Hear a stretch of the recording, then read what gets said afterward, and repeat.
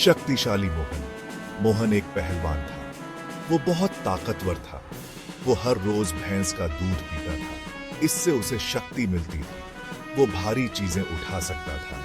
लोग उसे मोहन पहलवान बुलाते थे। मोहन बहुत मेहनत करता था।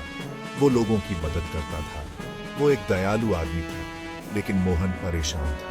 वो बूढ़ा हो रहा था। वो शादी करना चाहता था। मोहन को एक परिवार चाहिए था। वह अकेलापन महसूस कर रहा था और चाहता था कि उसकी जिंदगी में कोई ऐसा हो जो उसके सुख दुख में साथ दे। वो अपनी जिंदगी किसी के साथ बिताना चाहता था। उसे एक साथी की तलाश थी जो उसके जीवन को खुशियों से भर दे। लेकिन एक पहलवान से कौन शादी करेगा? गांव में लोग अक्सर इस बात पर चर्चा करते थे। लोग सोचते थे कि पहलवान खुरदुरे होते हैं। वे मानते थे कि पहलवानों का स्वभाव कठोर होता है और वे घरेलू जीवन के लिए उपयुक्त नहीं होते।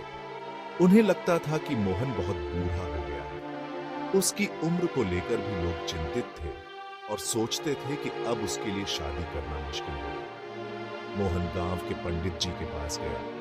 उसने सोचा कि शायद पंडित जी उसकी मदद कर सके। मुझे एक पत्नी ढूंढ दो, उसने विनती की। पंडित जी हंस पड़े। उन्होंने मोहन की बात को मजाक में लिया। तुमसे कौन शादी करेगा मोहन? पंडित जी ने चुटकी लेते हुए कहा। वो मुस्कुराते हुए बोले। मोहन दुखी हुआ। उसे लगा कि उसकी समस्या का कोई हल नहीं है। उसे समझ नहीं आ रहा था कि क्या करे। वह सोच में डूब गया कि क्या उसकी जिंदगी में कभी कोई साथी आएगा या नहीं। मोहन के मन में कई सवाल उठ रहे थे, लेकिन जवाब कोई नहीं था। एक दिन मोहन नाई के पास गया। नाई एक चालाक आदमी था। उसने मोहन की समस्या सुनी। चिंता मत करो मोहन, नाई ने आंख मारते हुए कहा। मेरे पास तुम्हारे लिए एक उपाय है। गांव के बाहर जो पुराना ताड़ का पेड़ है, वहां जाओ। नाई ने फुसफुसाते हुए कहा। आज रात वहां इंतजार करो। तुम्हें वो मिल जाएगा जो तुम ढूंढ रहे हो। मोहन को शक हुआ, लेकिन उसे नाई पर भरोसा था। उसने उसकी सलाह मानने का फैसला किया। रात हो गई। मोहन उस पुराने ताड़ के पेड़ के पास गया। उसने इंतजार किया। जल्द ही उसने एक औरत को देखा। वो रो रही थी। मोहन ने उससे पूछा, तुम क्यों रो रही हो? औरत ने एक झोपड़ी की तरफ इशारा किया। मेरा पति मेरे साथ बुरा बर्ताव करता है, वो रोते हुए बोली। तभी झोपड़ी से एक आदमी बाहर आया। उसने मोहन को देखा। तुम कौन हो? वो गुस्से से चिल्लाया। मोहन ने बताया कि उसका कोई बुरा इरादा नहीं था। वह बस अपने खेतों में काम कर रहा था और अपने परिवार के लिए भोजन जुटाने की कोशिश कर रहा था। उसकी आंखों में सच्चाई और दिल में ईमानदारी थी। पति ने उस पर विश्वास नहीं किया। उसे लगा कि मोहन झूठ बोल रहा है और उसके इरादे नेक नहीं हैं।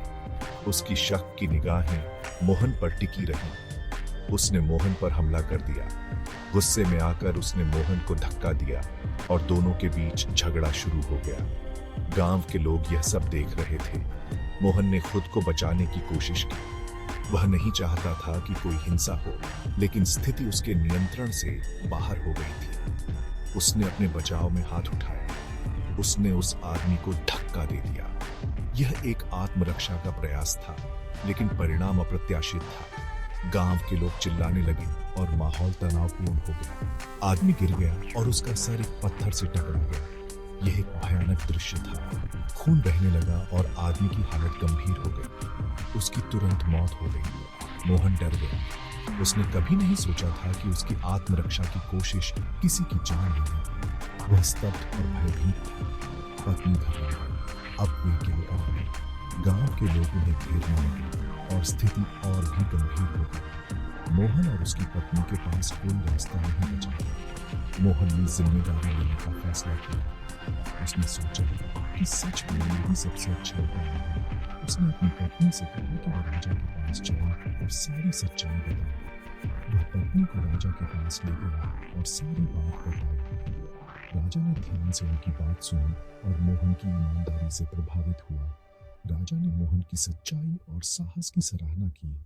मोहन की ईमानदारी से प्रभावित होकर दयालु राजा ने उसे पीपल के पेड़ के पास खेती करने और उस औरत के साथ रहने के लिए जमीन दे दी। राजा ने कहा कि ईमानदारी और सच्चाई का हमेशा सम्मान होना चाहिए। मोहन और उसकी पत्नी ने राजा का धन्यवाद किया और नई शुरुआत की। गांव के लोग भी राजा के इस निर्णय से खुश हुए और मोहन को नई शुरुआत के लिए शुभकामनाएं दी। इस घटना ने गांव में एकता और भाईचारे की भावना को और मजबूत किया। मोहन और उसकी पत्नी ने मिलकर खेतों में काम करना शुरू किया। वो खुश थे और अपने नए जीवन की शुरुआत को लेकर उत्साहित थे। राजा की उदारता ने उनके जीवन को बदल दिया। इस प्रकार एक राजा की उदारता ने न केवल मोहन और उसकी पत्नी का जीवन बदला, बल्कि पूरे गांव में एक नई उम्मीद और विश्वास की किरण जगाई। ये कहानी हमें सिखाती है कि सच्चाई और ईमानदारी का हमेशा सम्मान होता है। मोहन और औरत ने अपनी नई जिंदगी शुरू कर दी। उन्होंने जमीन पर खूब मेहनत की, लेकिन एक समस्या थी। पीपल का पेड़ प्रेतबाधित था। हर रात पेड़ से अजीब आवाजें आती थीं, फुसफुसाहट और सिसकियां सुनाई देती थीं। मोहन डरा नहीं, वो उत्सुक था। एक रात वो पेड़ के पास गया। वहां कौन है? उसने आवाज लगाई। अचानक पेड़ से कई आकृतियां निकली। वो भूत थे। वो सालों से पेड़ में रह रहे थे। वो मोहन की ताकत से डरे हुए थे। हमें मत मारो, वे चिल्लाए। मोहन हैरान हुआ। मैं तुम्हें कोई नुकसान नहीं पहुंचाऊंगा, उसने कहा। भूत राहत महसूस कर रहे थे। उन्होंने मोहन की सुरक्षा के बदले में उसकी मदद करने का वादा किया। भूतों ने अपना वादा निभाया। उन्होंने मोहन की फसल में मदद की। मोहन की जिंदगी अच्छी बीत रही थी, लेकिन एक दिन एक शक्तिशाली छायादार आकृति दिखाई दी। यह भूतों का स्वामी था। वह गुस्से में था। तुम मेरे नौकरों का इस्तेमाल कर रहे हो, वह मोहन पर गरजा। स्वामी ने मोहन को एक युद्ध के लिए चुनौती दी। अगर मोहन जीत गया तो भूत आजाद हो जाएंगे, अगर वह हार गया। मोहन बहादुरी से लड़ा, लेकिन स्वामी बहुत ताकतवर था। उसने मोहन को बुरी तरह से घायल कर दिया। मोहन की बहादुरी को देखकर स्वामी प्रभावित हुआ। उसने लड़ाई रोक दी।